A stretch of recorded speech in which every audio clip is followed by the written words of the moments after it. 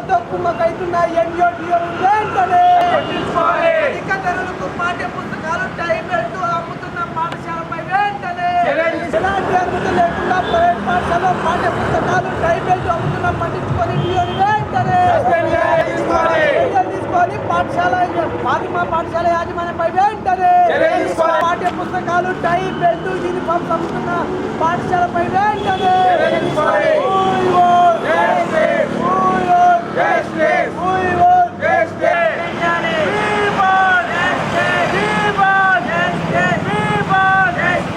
స్కూల్పై వెంటనే పేద పిల్లలకు ఉచితంగా చదువు చెప్తున్నామని చెప్పేసి పేద పిల్లలను ఉచితంగా చదువు చెప్తున్నామని మిషనరీ స్కూల్ తోటి పేద పిల్లలను మోసం చేస్తున్న ఫాతిమా స్కూల్ పై వెంటనే ఫాతిమా స్కూల్ పై చర్యలు వెంటనే చెప్తున్నామని చెప్పి పేద పిల్లల దగ్గర పాఠ్య పుస్తకాల పేరుతో దోపిడీని వెంటనే అరికట్టాలి. లోయర్లు ఇంకా లోపల ఉన్నాయి.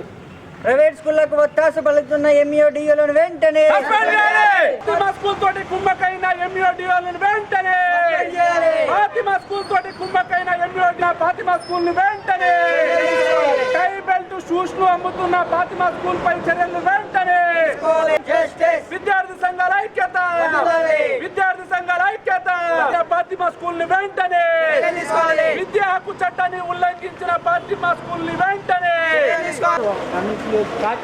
అన్నా తీసుకురాను అన్న తీసుకురారు మీరు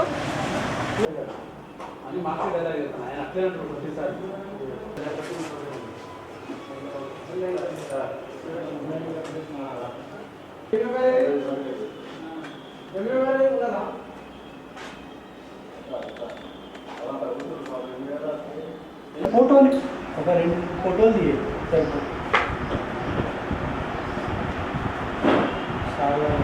మీకు డౌట్ ఎందుకు వచ్చింది?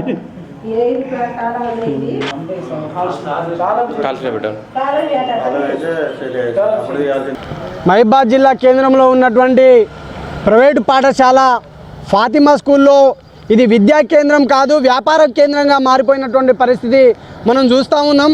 ఈరోజు డిఎస్ఎఫ్ఐ యుఎస్ఎఫ్ఐ ఆధ్వర్యంలో పాఠశాలలో ఉన్న పాఠ్య పుస్తకాలు, యూనిఫామ్స్, టై బెల్టు, కాళ్లకు తొడుగునేటువంటి సాక్సులు కూడా ఈరోజు ఈ ప్రైవేట్ పాఠశాలలో అమ్ముతున్నటువంటి పరిస్థితి చూస్తున్నాం. గతంలో అనేక మార్లు జిల్లా అధికారులకు కంప్లైంట్ ఇచ్చాం. అయ్యా అధికారులు, డిఓ గారు, ఎంఓ గారు, జిల్లాలో 121 ప్రైవేటు పాఠశాలలు ఉన్నాయి. ఈ ప్రైవేట్ పాఠశాలలు మొత్తం కూడా ఈరోజు వ్యాపారం చేస్తూ ఉన్నాయి. వీరిపైన చర్యలు తీసుకోవాలని అనేక సార్లు ఉద్యమాలు చేయడం జరిగింది. గతంలో కూడా మొన్న ఏకశిలలో ఎంఓ గారు వెళ్ళి సీజ్ చేశారు. కానీ 2 రోజుల తర్వాతే మళ్ళా వాళ్ళు యథాయచ్చగా మళ్ళా ఈరోజు పాఠ్య పుస్తకాలు అమ్ముతున్న పరిస్థితి మనం చూస్తూ ఉన్నాం.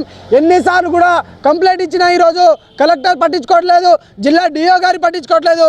వీళ్ళకి ఏమైనా ప్రైవేటు పాఠశాల నుంచి ఏమైనా డబ్బులు పోతున్నాయా, ఏమైనా ముడుపులు అందుతున్నాయా అనేసి మేము ఈ విధంగా ప్రశ్నిస్తూ ఉన్నాం.